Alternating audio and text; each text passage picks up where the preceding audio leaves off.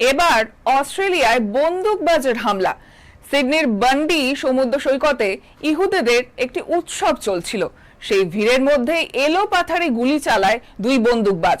প্রত্যক্ষদর্শীদের দাবি অন্তত 50টি গুলি চালিয়েছে দুষ্কৃতীরা। এর জেরে 11 জনের মৃত্যু হয়েছে, আহত একজন। পুলিশের প্রাথমিক অনুমান, পরিকল্পনা করে ইহুদি উৎসবে হামলা চালানো হয়েছে। পুলিশ জানিয়েছে, বান্ডি বিচে শিশু পার্কের কাছে আয়োজন করা হয়েছিল ইহুদিদের হানুক্কাহ উৎসব। সেখানে হামলা চালায় বন্দুকবাজ। তদন্তকারীরা বলছেন, মাস খানেক ধরে পরিকল্পনা করে ষড়যন্ত্র করা হয়েছে। গুলির শব্দ পাওয়া মাত্র পুলিশ পৌঁছায় ঘটনাস্থলে। পাল্টা গুলি চালানোয় মৃত্যু হয় এক বন্দুকবাজের, আরেকজনকে গ্রেপ্তার করা হয়েছে। সোশ্যাল মিডিয়ায় ভাইরাল হয়েছে ছবি ও ভিডিও। সেখানেই দেখা গিয়েছে এক বন্দুকবাজ পথচারীদের দিকে বন্দুক তাক করেছেন। তিনি দ্রুত পালানোর চেষ্টা করছেন।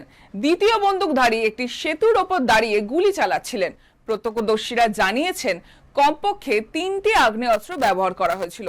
বন্দুকবাজদের কোমরে গোলা বারুদের বেল্ট ছিল। অস্ট্রেলিয়ার সিডনিতে ইহুদি উৎসবে ভয়ঙ্কর জঙ্গি হামলায় ইতিমধ্যে মৃত্যু হয়েছে 12 জনের। তবে এই সংখ্যাটা আরো বেশি হতে পারত যদি না জীবন বাজি রেখে এক জঙ্গির বন্দুক কেড়ে নিতে সক্ষম হতেন এক পৌর। ওই ব্যক্তির দুঃসাহসিকতার সেই ভিডিও ভাইরাল সোশ্যাল মিডিয়ায়। ভাইরালের ভিডিওতে দেখা যাচ্ছে পার্কিং এর ধারে দাঁড়িয়ে সাধারণ মানুষকে লক্ষ্য করে এলো পাথারি গুলি চালাচ্ছে এক জঙ্গি। সে সময় রাস্তার পাশে দাঁড়ানো গাড়িকে আড়াল করে গুলি মেরে জঙ্গির একেবারে পিছনে এসে দাঁড়ায় ওই ব্যক্তি। কিছু বুঝে ওঠার আগেই পিছন থেকে ঝাঁপিয়ে পড়ে তার ওপর। এরপর বিশেষ কৌশলে জঙ্গির হাত থেকে বন্দুক ছিনিয়ে নিয়ে তার দিকেই তাক করে। অস্ত্র শূন্য হয়ে এরপর অসহায়ভাবে জঙ্গিকে দাঁড়িয়ে থাকতে দেখা যায়। ওই ব্যক্তির পরিচয় এখনো প্রকাশ্যে আসেনি। তবে ভিডিও সোশ্যাল মিডিয়ায় ভাইরাল হতেই ওই ব্যক্তির প্রশংসায় পঞ্চমুখ হয়েছে নেটিজেনরা। দাবি করা হচ্ছে, বন্দুক কেড়ে না নিলে মৃতের সংখ্যা আরো বাড়তে পারত।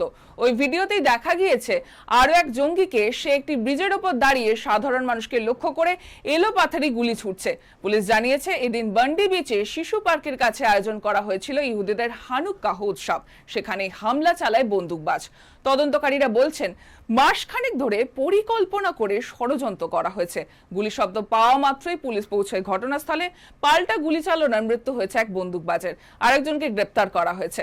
সাম্প্রতিককালে অস্ট্রেলিয়ায় ইহুদিদের টার্গেট করে এত বড় হামলা নজিরবিহীন, কালো দিন বলে চিহ্নিত করেছেন প্রধানমন্ত্রী অ্যান্টনি আলবানিস।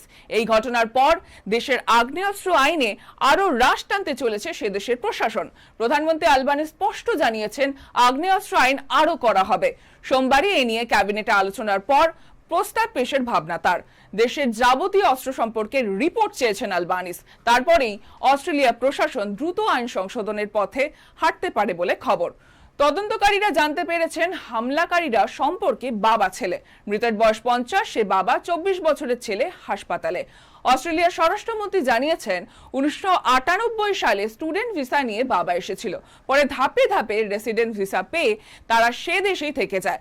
জানা গেছে, হামলাকারী বাবা ছেলে শখের শিকারী বলে পরিচয় দিয়ে আগ্নেয়াস্ত্র জোগাড় করেছিল।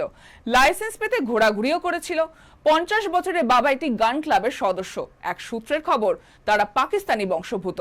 তবে 24 বছরের ছেলেটির জন্ম অস্ট্রেলিয়াতেই, তা নিশ্চিত করেছে প্রশাসন। কি কারণে তারা ইহুদিদের ওপর এত বড় হামলা চালালো, সেই উত্তর খুঁজছে পুলিশ।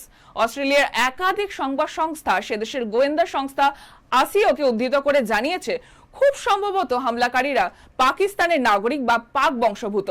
হামলার প্রকৃত উদ্দেশ্য জানা না গেলেও এটা জানা গিয়েছে, ঘাতক পিতার অস্ট্রেলিয়া একটি ফলের দোকান রয়েছে। রবিবার হামলা চালানোর আগে গাড়ি চালিয়ে সমুদ্র সৈকতে এসেছিল পুত্র নভিদ। তার ড্রাইভিং লাইসেন্স উদ্ধার করেছে পুলিশ। পুলিশের তরফে জানানো হয়েছে, নভিদের বাবাকে ঘটনাস্থলে গুলি মারে পুলিশ। গুরুতর আহত অবস্থায় দ্বিতীয় হামলাকারী বর্তমানে চিকিৎসাধীন। এই ঘটনার সঙ্গে তৃতীয় কোনো বন্দুকবাজের জড়িত থাকার প্রমাণ মেলেনি। এই নিয়ে নভিদের মা ভেরেনা পরে সংবাদ মাধ্যমে জানিয়েছেন, বাবা ছেলে সপ্তাহান্তে একসঙ্গে জার্ভিস বেতে গিয়েছিলেন ঘুরতে। ঘটনার কয়েক ঘন্টা আগেও ছেলের সঙ্গে মায়ের ফোনে কথা হয়েছিল। ভেরেনার কথায়, ছেলে বলল ও আর ওর বাবা সাঁতার কাটতে গিয়েছিল, স্কুবা ডাইভিংও করেছে, এবার খাওয়া দাওয়া করবে, তারপরে যাবে কারণ বাইরে খুব গরম। তবে ঘটনার পর প্রশাসনের সচেতনতা নিয়ে প্রশ্ন তুলেছেন সাধারণ নাগরিকরা। বন্ডি বিচে মৃতদের শ্রদ্ধা জানাতে গিয়ে চোখের জলে ভাসছেন তারা। এক তরুণীর কথায় আমাদের জাগরণ প্রয়োজন। এভাবে দেশের মানুষ নিরাপত্তাহীনতা থাকতে পারেন না। একই সঙ্গে ইহুদিদের তরফে প্রত্যাঘাতের আশঙ্কাও বাড়ছে। এই অবস্থায় দ্রুত আগ্নেয়াস্ত্র আইন কড়াকড়ির পথে হাঁটছে প্রশাসন। সিডনি পুলিশ মনে করছে এটি সাধারণ বন্দুকবাজের হামলা নয়, বরং পরিকল্পিত সন্ত্রাসবাদী হামলা। ইসরায়েল হামাস দ্বন্দ্বের মধ্যে ইহুদিদের বিরুদ্ধে জিহাদি হামলা চালানো হয়েছে। বিস্তারিত তদন্ত করে দেখা হচ্ছে। এই ঘটনার কড়া নিন্দা করলেন প্রধানমন্ত্রী নরেন্দ্র মোদী। এই ঘটনাকে জঙ্গিহানা হামলা আখ্যা দিয়ে প্রধানমন্ত্রী বলেন, সন্ত্রাসবাদের বিরুদ্ধে ভারত জিরো টলারেন্স নীতি মেনেই চলে। সন্ত্রাসবাদের বিরুদ্ধে লড়াইকে ভারত সব সময় সমর্থন করবে। এই ঘটনা নিয়ে প্রধানমন্ত্রী মোদী এক্স হ্যান্ডেলে লিখেছেন, বন্ডি সৈকতে সন্ত্রাসবাদী হামলার কড়া নিন্দা করছি। ইহুদিদের উৎসব হানুকাহ উদযাপনের সময় এই হামলা চালানো হলো। এই ঘটনায় যারা নিহত হয়েছে তাদের পরিবারের প্রতি সমবেদনা গোটা ভারতবাসীর তরফে। এই সময় অস্ট্রেলিয়ার সাধারণ মানুষের পাশে আছি। এই ধরনের আরো অনেক আপডেটের জন্য আপনারা চোখ রাখুন আরোহী নিউজ বাংলার পেজে। আমাদের ফেসবুক পেজ লাইক করতে পারেন, সাবস্ক্রাইব করতে পারেন আমাদের ইউটিউব চ্যানেল। এই যে ঘটনা আপনাদের সামনে তুলে ধরলাম তার বিষয়ে আপনারা আপনাদের অভিমত অবশ্যই জানাতে পারেন। চোখ রাখুন আরোহী নিউজ বাংলাতে।